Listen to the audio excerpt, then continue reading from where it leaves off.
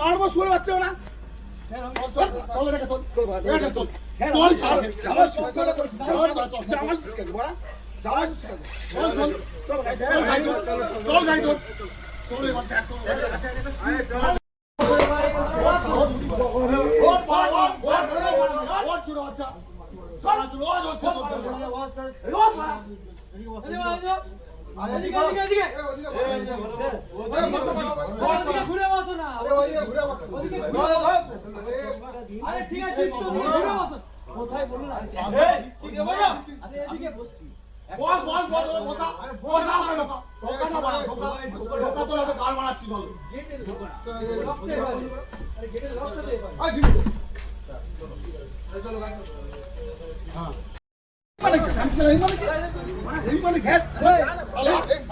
মারবো শুয়ে পাচ্ছে না।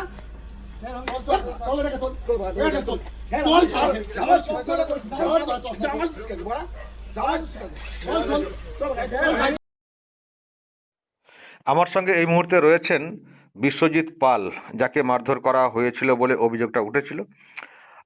বিশ্বজিৎ বাবু, নিশ্চয়ই খবরটা পেয়েছেন। আপনার উপরে চড়াও হওয়া ইত্যাদি কারণে দুই অফিসার, একজন ওসি আইসি এবং একজন এসআই, তাদেরকে সাসপেন্ড করা হয়েছে। কি বলবেন? হ্যাঁ, এই দুজনকে সাসপেন্ড করা হয়েছে গত 8 তারিখ রাত্রিবেলা, এবং 5 তারিখ রাত্রিবেলা ঘটনা ঘটে। 5 তারিখ বিভিন্ন জায়গায় বুথে বুথে প্রায় 170টা বুথ এই বিধানসভার আমি জিতেছি। ফলে স্বাভাবিকভাবেই যে সমস্ত বুথে কার্যক্রমগুলো হচ্ছিল, মিষ্টিমুখ করানো হচ্ছিল, বিভিন্ন কার্যকর্তারা আমাদের বুথ থেকে ডেকেছিল। তো আমিও সেখানে সকাল থেকে বিভিন্ন বুথে গেছি, মাঝখানে থানায়ও গেছি। কয়েকটা জায়গায় বিক্ষিপ্ত ঘটনা ঘটার খবর আসার পর পুলিশকেও বলেছিলাম আপনারা গিয়ে দেখুন, অন্তত ফোর্স পাঠান। তো সেই পুলিশের সাথেও কিন্তু ওই আমার 12টা সাড়ে 12টার সময় কমিউনিকেট হয়েছিল, থানাতে আমি গেছিলাম। তো তারপর প্রায় রাত্রির 11টা অবধি একটি বুথে, তখন আরো একটা বুথে যাচ্ছি। তো ফিরে যখন আসছি সেখান থেকে, গ্রামের লোকজন একসাথে সব ছিল, রাত্রিবেলা পিকনিক মতো করে খাওয়া দাওয়া হচ্ছিল। তারপর যখন ফিরে আসছি তখন রাত্রিবেলা ওই আমাদের আইসি সমর দে এবং সুকুমার রুইদাস সহ সিভিক পুলিশ আরো ছিল, তাদের একটা বাহিনী ঢোকার পর তারা প্রথমে গাড়ি থেকে নর্মালি নামে, আমিও বাইক থেকে নর্মালি নামি। তারপর হঠাৎ করে তারা রাস্তার দুপার দেখলেন রাস্তা খালি। তারপর হঠাৎ করে চড়াও হলেন এবং এই যে ভাইরাল ভিডিওটা দেখছেন, ওইভাবে অশ্রাব্য ভাষায় গালিগালাজ, মূলত সুকুমার রুইদাস, এবং টানতে টানতে গিয়ে গাড়িতে তুলছে। তাই আমি বলছি কারণটা কি? সে তো কারণ বলছে না। তারপর গাড়িতে তোলার পরে তারপর কারণ জানা যাচ্ছে যে কিছু কিছু জায়গায় যে অশান্তি হয়েছে সেখানে নাকি আমি গিয়ে অশান্তি ছড়িয়েছি, বা মূলত ওদের বিষয় হচ্ছে আমি কেন সকাল থেকে বিভিন্ন বুথে যাব। তাই হলো মানুষ আমাকে ভোট দিয়েছে, তো আমি বুথে যাচ্ছি। তো আমার বুথে আমি বাইকে ওই রাত্রিবেলা একা রয়েছি, পাশে আর একটা বাইক রয়েছে, এখানে 50-60টা বাইক নিয়ে যাওয়ারও ব্যাপার নেই। তো অশান্তিটা বাঁধবে কোথা থেকে? আর যেখানে কোথাও যে জায়গায় যদি বিক্ষিপ্ত অশান্তি হয় সেখানে আমার মোবাইল টাওয়ার লোকেট করে দেখুক যেখানে অশান্তি হয় সেখানে আমি ছিলাম কিনা। উল্টে আমি সকাল থেকে যে যে জায়গায় খবর এসেছে আমি নিজেও বেশ কিছু জায়গায় ফোন করেছি, যে এরকম যেন কোনো রকম কিছু না ঘটে। আমাদের রাজ্য সভাপতি যে বার্তা দিচ্ছে, আমরা কোথাও অশান্তি ছড়াবো না, সেটা আমাদের উদ্দেশ্য নয়। তো আমাদের কার্যকর্তাদের সংযত করার ব্যাপারেও আমরা কথাবার্তা বলেছি, কিন্তু উনি যেভাবে হঠাৎ এই আচরণ করলেন সেই কারণটাও তো বুঝতে পারলাম না। তারপর আমাকে থানাতে নিয়ে এসে বসিয়ে রাখার পরে ফোনটা চেয়ে নিচ্ছেন। আমি বললাম ফোনটা দেবো কেন, আমার বাড়িতে যোগাযোগ করতে হবে। এই করে তারপর তো যে বুথে এই ঘটনাটা ঘটেছিল ওরাও খবর পেয়ে সাথে সাথে, এবং একজন যে ভিডিওটা করে ছাদের উপর থেকে, সম্ভবত সেই সবাইকে খবর দিয়ে দেয়। তো তারা কার্যকর্তারা আমাদের বুথের যারা ছিল ওই বুথে সবাই ওই মুহূর্তে চলে আসে, প্রায় 200-250 লোকজন থানায় আসে। তারপর পুলিশ আমাকে মুচলেখা দিয়ে চেষ্টা করে লিখিয়ে নেবার।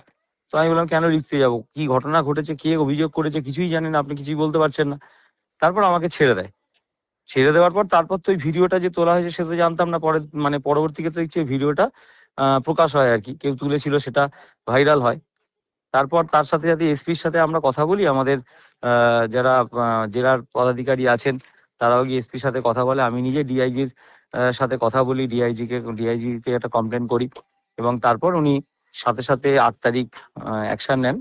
এবং সেই জন্য মানে এটা খুব ভালো খবর যে এই থানাগুলোকে তারা যে পার্টি অফিস বানিয়ে রেখেছিল তৃণমূল কংগ্রেস, এবং অফিসারও সম্ভবত ভুলে গেছিলেন যে এখানে বিজেপি সরকার প্রতিষ্ঠিত হতে চলেছে, মানুষ এইভাবে বিজেপিকে জয়লাভ করিয়েছে। তো সেই রাত্রিবেলা আমি জানি না এখানে তৃণমূলের কোনো নেতা কিভাবে তাকে ফান্ডিং করেছে না কি করেছে, হঠাৎ এরকম একটা আচরণ করলো কেন সেটা আমি তো নিজেও বুঝতে পারছি না। তবে এই ঘটনায় খুশি, এবং মানে আইনের ঊর্ধ্বে যে কেউ নয়, এই সিদ্ধান্তের মাধ্যমে এটা পরিষ্কার।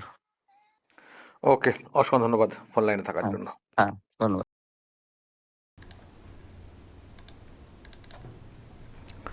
দর্শক শুনলেন এই ঘটনা 5 তারিখে বিজেপি প্রার্থী বারুইপুর পশ্চিমের বিশ্বজিৎ পাল, তিনি বেরিয়েছিলেন এলাকায়, বুথে বুথে ঘুরছিলেন। যে বুথে উনি জিতেছেন, উনি ওখানে পুরো বিধানসভায় জিততে পারেননি, কিন্তু যেসব বুথে জিতেছেন আসলে ওই কেন্দ্রটা এমন, বুঝতেই পারছেন, বারুইপুর পশ্চিম। তৃণমূল কংগ্রেস তো কিছু কিছু পকেট এরিয়াতেও তাদের ভোট ব্যাংক রেখেছে না, তাও ফাইটটা দিয়েছেন। তো যেসব বুথে জিতেছেন সেসব বুথে উনি মিষ্টিমুখ করাচ্ছিলেন। হেরেছি তো কী হয়েছে, মানুষ তো আমাকে ভোট দিয়েছেন, একটা বড় অংশের মানুষ, অনেক বুথে তো আমি লিড করেছি। তো উনি গেছেন তাতেই সন্তুষ্ট হয়ে। সবাই যে পুরোপুরি জিতবেন তা তো না, কিন্তু এটা একটা ভালো যে আমি না জিতলেও যেখানে জিতেছি, যে মানুষগুলো ভোট দিয়েছেন তাদেরকে তো ধন্যবাদ জানাতে হবে, সেই সব বুথগুলো তো আমাকে যেতে হবে। তো উনি যাচ্ছিলেন, তো ওনাকে এইভাবে ধরা হয়, হয়তো পছন্দ হয়নি যাতায়াত, উনি নাকি অশান্তি পাকাচ্ছেন এরকম বলে টলে। সবথেকে বড় বিষয়, একজন প্রার্থী নিশ্চয়ই চেনার কথা, অচেনা না। তো তাকে এইভাবে মারতে গাড়িতে তুলে নিয়ে চলে যাওয়া হবে? একজন প্রার্থী খুবই দৃষ্টিকটু। ওনারা যে দাঁড়িয়ে কলার ধরে দাঁড়িয়ে করছেন, আরে পার্টিবাজি হচ্ছে নাকি? অশান্তি পাকানো হচ্ছে, যদি কোথাও কিছু মনে হয় তো ধরুন, অন্যদের মুরদ নেই, তৃণমূল কংগ্রেসের লোকেরা দিনের পর দিন অশান্তি পাকিয়ে গেল, তখন ধরার কোনো মুরদ নেই। আর কি সাহস বা দুঃসাহস! 5 তারিখ মানে তো রেজাল্ট আউট হয়ে গেছে, তারপরে এতটা দুঃসাহস দেখিয়েছিলেন। তো যেমন দুঃসাহসটা দেখিয়েছিলেন, এবার ফলটা ভোগ করুন। তো ব্যাস, একেবারে সাসপেন্ড করে দেওয়া হয়েছে 2 জনকে, আইসি সমর দে এবং সুকুমার রুইদাস, যিনি এসআই, চিহ্নিত করা হয়েছে যে কাদের ওখানে যোগটা আছে।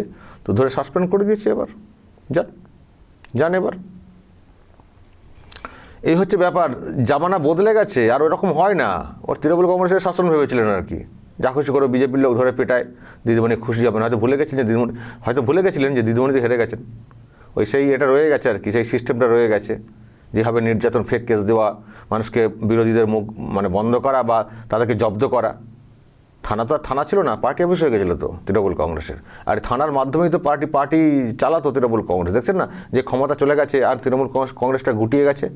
পিসি ভাইপোকে দেখতে পাচ্ছেন না, তার দলের লোকেদেরকে দেখতে পাচ্ছেন, কোথাও কিছু আছে?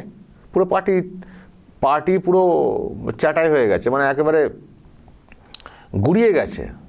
কারণ থানার মাধ্যমে শাসিয়ে চলতো, তো থানার মাধ্যমে শাসিয়ে ধমকি, মানে হুমকি এইসব দিয়ে তো চলতো না। বিরোধী লোকেদেরকে ধরে এনে মারধর, মিথ্যা কেস, গাঁজা কেস, কত রকমের ছিল।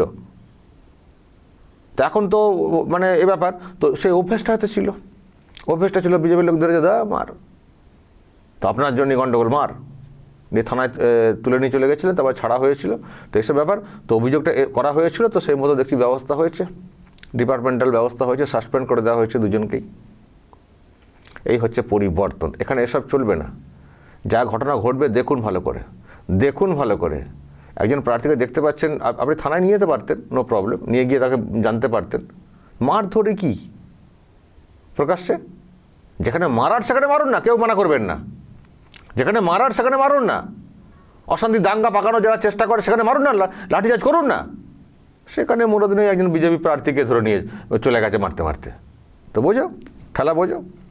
দর্শক বলবেন যা বলার, এবং নজর রাখবেন আরামবাগ টিভিতে।